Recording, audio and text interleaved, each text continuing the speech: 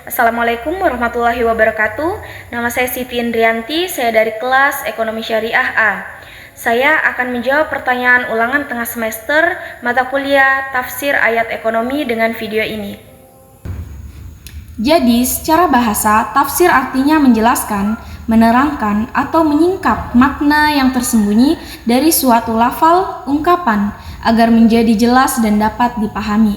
Sedangkan menurut istilah, tafsir didefinisikan secara khusus sebagai ilmu yang membahas tentang cara mengucapkan lafal-lafal Al-Quran, makna-makna yang ditunjukkan, hukum-hukumnya, baik secara mandiri maupun dalam susunan kalimat, serta makna yang dimaksudkan dalam susunan kalimat tersebut. Urgensi tafsir terhadap ekonomi, bisnis, dan keuangan. Karena ayat-ayat ekonomi dalam Al-Quran seringkali bersifat global, ringkas, dan memerlukan pemahaman kontekstual. Maka tafsir menjadi instrumen yang sangat penting untuk menggali, merumuskan, dan mengaplikasikan prinsip-prinsip tersebut ke dalam praktik ekonomi, bisnis, dan keuangan kontemporer. Yang pertama yaitu menjelaskan konsep dasar kepemilikan dan harta. Al-Quran menegaskan bahwa harta pada hakikatnya adalah milik Allah. Manusia hanya sebagai pemegang amanah. Tafsir berperan menjelaskan ayat-ayat seperti Quran Surah An-Nur ayat 33 dan Quran Surah Al-Baqarah ayat 284 untuk merumuskan konsep kepemilikan dalam Islam, bahwa kepemilikan bersifat relatif, bukan absolut, sehingga melahirkan konsekuensi etis dalam pengelolaan harta. Tidak boleh berlebihan, harus produktif, dan memiliki fungsi sosial. Relevansinya yaitu menjadi dasar teori kepemilikan dalam ekonomi Islam yang membedakannya dari kapitalisme dan sosialisme. Lalu yang kedua ada landasan hukum riba dan sistem keuangan syariah. Ayat-ayat riba seperti Quran Surah Al-Baqarah ayat 275 sampai 279, Quran Surah Ar-Rum ayat 39 memerlukan tafsir mendalam untuk mendefinisikan batasan riba secara tepat.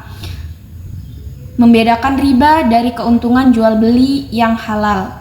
Menjadi dasar pengembangan perbankan syariah dan instrumen keuangan bebas riba. Relevansinya adalah tanpa tafsir yang tepat, penerapan hukum riba dalam produk keuangan modern seperti kartu kredit pemilikan rumah, obligasi, dan lain-lain akan keliru atau terlalu kaku, terlalu longgar. Yang ketiga adalah menjelaskan akad-akad bisnis muamalat. Banyak ayat membahas transaksi seperti jual beli, hutang piutang, sewa menyewa. Pada Quran Surah Al-Baqarah ayat 282 tentang pencatatan utang. Lalu Quran Surah An-Nisa ayat 29 tentang larangan memakan harta dengan cara batil. Tafsir menjelaskan prinsip sukarela dalam transaksi larangan akad yang mengandung unsur zolim, goror atau ketidakjelasan, dan maisir, spekulasi, judi. Dasar bagi pengembangan akad-akad seperti mudharabah, musyarakah, murabaha, ijarah, dan lain-lain dalam ekonomi syariah modern. Metode-metode tafsir yang digunakan oleh ulama tafsir. Yang pertama yaitu metode tahlili atau analisis atau tafsir per ayat. Tafsir tahlili adalah metode penafsiran yang menjelaskan ayat-ayat Al-Quran dengan memaparkan segala aspek yang terkandung dalam ayat tersebut secara runtut sesuai urutan ayat dalam mushaf. Contohnya seperti dari awal surah Al-Fatihah hingga akhir surah An-Nas. Lalu yang kedua yaitu metode ijmali, global atau ringkas. Tafsir ijmali adalah metode penafsiran yang menjelaskan ayat-ayat Al-Quran secara ringkas dan global dengan bahasa yang mudah dipahami tanpa uraian panjang atau perbandingan pendapat. Lalu yang ketiga adalah metode mukaran. Tafsir mukaran adalah metode penafsiran dengan cara membandingkan. Perbandingan ini mencakup 3 aspek. Yang pertama yaitu membandingkan teks ayat yang memiliki redaksi berbeda, namun membahas kasus atau topik yang sama, atau sebaliknya redaksi yang sama namun kasus yang berbeda.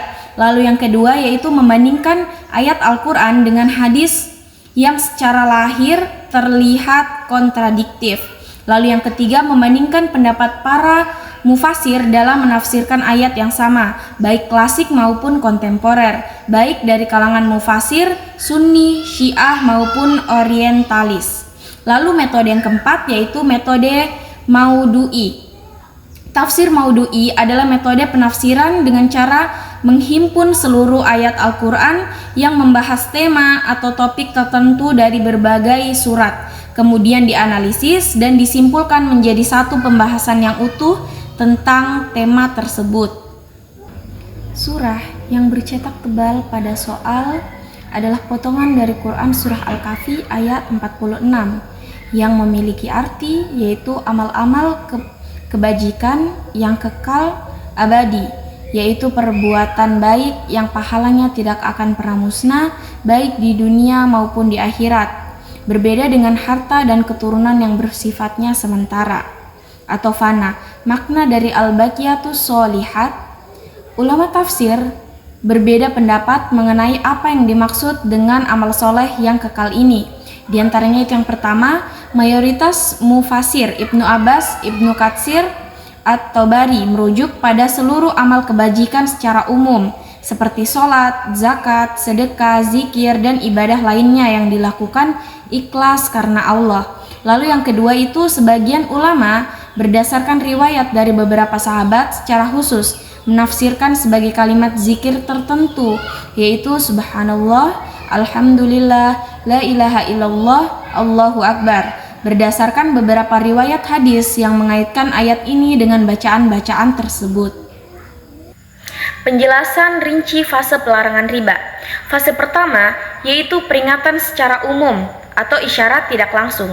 Pada fase ini Allah belum melarang riba secara tegas, namun memberikan isyarat bahwa riba adalah perbuatan yang tidak terpuji dan tidak mendapat keberkahan dari Allah, sekaligus membandingkannya dengan zakat atau sedekah yang justru dilipat gandakan pahalanya.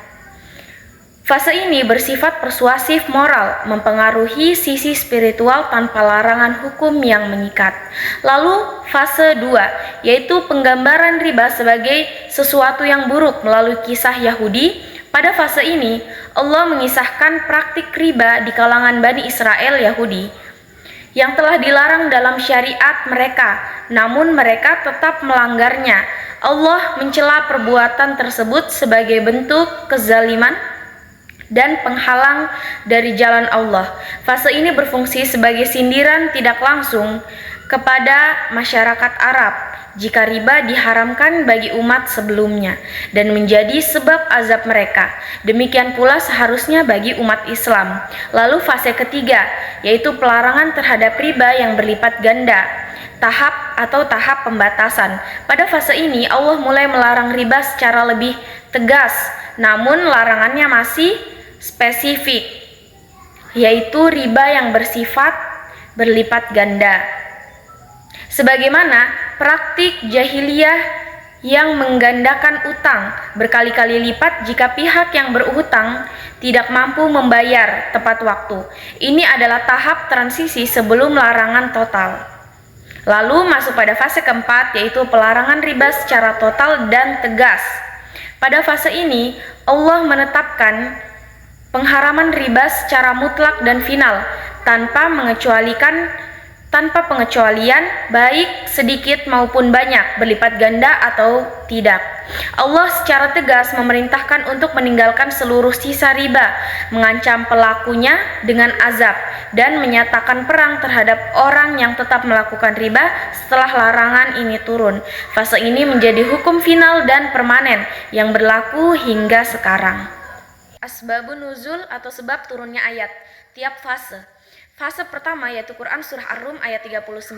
Ayat ini turun di periode Mekah ketika kondisi sosial masyarakat Arab masih sangat terbiasa dengan praktik riba sebagai bagian dari sistem ekonomi jahiliyah, terutama dalam perdagangan kafilah dan pinjaman. Karena pada fase Mekah fokus dakwah masih pada penguatan akidah atau tauhid. Ayat ini turun sebagai sentilan moral, bukan larangan hukum yang mengikat, untuk mempersiapkan mental masyarakat sebelum larangan tegas diturunkan kemudian. Lalu fase yang kedua, pada Quran Surah An-Nisa ayat 160-161. Ayat ini turun terkait konteks interaksi Nabi Muhammad dengan kaum Yahudi di Madinah. Allah menjelaskan bahwa sebagian sebab Bani Israel mendapat kutukan dan azab adalah karena mereka memakan riba, padahal telah dilarang dalam Taurat, serta memakan harta manusia dengan cara yang batil. Ayat ini menjadi pelajaran sekaligus celaan tidak langsung terhadap praktik riba yang juga mulai marak di kalangan sebagian muslim atau yang terpengaruh tradisi Yahudi Arab di Madinah. Lalu fase ketiga Quran Surah Al-Imran ayat 130. Ayat ini turun pasca perang Uhud tahun ketiga saat kondisi ekonomi umat Islam Madinah sedang sulit akibat perang. Sebagian sahabat dari kalangan Bani Safik dan suku-suku Arab lainnya masih mempraktikkan riba jahiliyah yang melipat gandakan utang. Ayat ini turun untuk mulai membatasi riba secara lebih konkret, khususnya jenis riba yang sangat eksploitatif, berlipat ganda. Sebagai bagian dari penataan ekonomi masyarakat Madinah yang baru terbentuk. Lalu fase 4 pada Quran Surah Al-Baqarah ayat 275 sampai 279. Ayat ini turun pada periode akhir kenabian sekitar tahun 9 sampai 10 Hijriah terkait kasus Bani Tsaqif dan Bani Mughirah di Taif yang memiliki piutang riba dalam jumlah besar dan masih menuntut pembayarannya dengan tambahan riba setelah masuk Islam. Rasulullah kemudian menegaskan bahwa seluruh utang riba dari masa jahiliyah dihapuskan. Dan inilah yang menjadi sebab turunnya larangan riba secara total dan final ini sebagai penutup hukum ekonomi Islam tentang riba. Lalu urutan ayatnya, yang pertama adalah Quran Surah Ar-Rum ayat 39, yang kedua Quran Surah An-Nisa ayat 160 sampai 161, yang ketiga Quran Surah Al-Imran ayat 130, dan yang keempat Quran Surah Al-Baqarah ayat 275 sampai 279. Tafsir rinci setiap ayat. Yang pertama yaitu Quran Surah Ar-Rum ayat 39.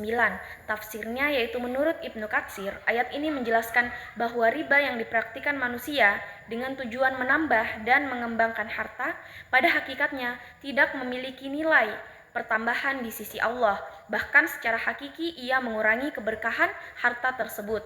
Sebaliknya zakat dan sedekah yang dikeluarkan dengan ikhlas justru dilipat gandakan pahalanya oleh Allah, baik di dunia maupun di akhirat. Lalu yang kedua, pada Quran Surah An-Nisa ayat 160 sampai 161. Tafsirnya yaitu Al-Qurtubi menjelaskan bahwa ayat ini menjadi bukti bahwa riba telah diharamkan sejak syariat Nabi Musa. Namun kaum Yahudi melanggarnya dengan tetap memungut riba dari sesama mereka maupun dari kaum lain.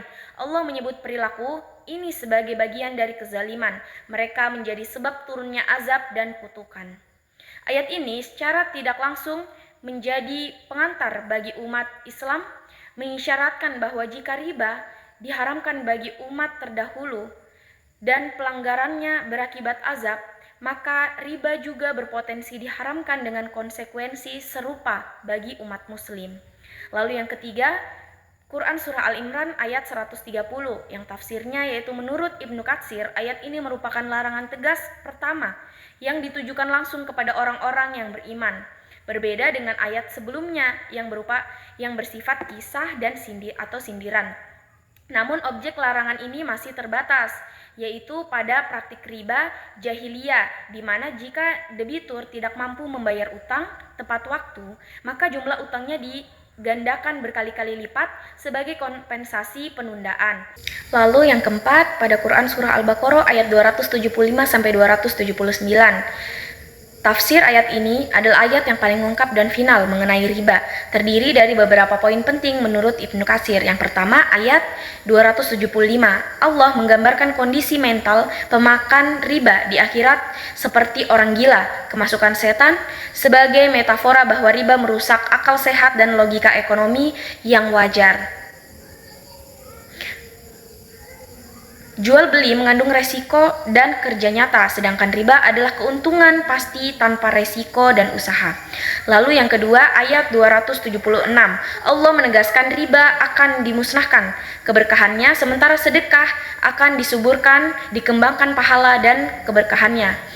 Lalu penegasan ulang dari fase pertama, Quran Surah Ar-Rum ayat 39, namun kini dengan bahasa yang lebih tegas, memusnahkan. Lalu yang ketiga, ayat 278-279. Ini adalah larangan final dan mutlak, perintah meninggalkan seluruh sisa riba, tanpa batasan berlipat ganda atau tidak. Bahkan utang riba yang sudah disepakati pun harus dibatalkan kelebihannya, hanya pokok utang yang boleh diambil. Allah mengancam dengan perang dari Allah dan Rasul bagi siapa yang tetap melakukan riba. Ancaman terberat dari Al-Quran yang menunjukkan tingkat keseriusan pengharaman riba. Implikasi praktis dalam dunia ekonomi dan keuangan kontemporer. Yang pertama, dasar pengembangan perbankan syariah. Larangan riba total dalam Quran Surah Al-Baqarah ayat 275-279 menjadi fondasi utama lahirnya sistem perbankan syariah modern yang menghindari sistem bunga, digantikan dengan akad mudharabah bagi hasil, musyarakah kerjasama, modal, murabahah jual beli dengan margin, dan ijarah sewa. Lalu yang kedua, larangan bunga pinjaman konvensional. Praktik bunga kredit bank konvensional, kartu kredit dengan bunga majemuk, dan pinjaman online atau pinjol berbunga tinggi termasuk kategori riba yang diharamkan, terutama menyerupai riba ad-afan muda'afah dalam Quran Surah Al-Imran ayat 130, karena bunga yang terus bertambah jika telat membayar. Lalu yang ketiga adalah pengembangan instrumen keuangan.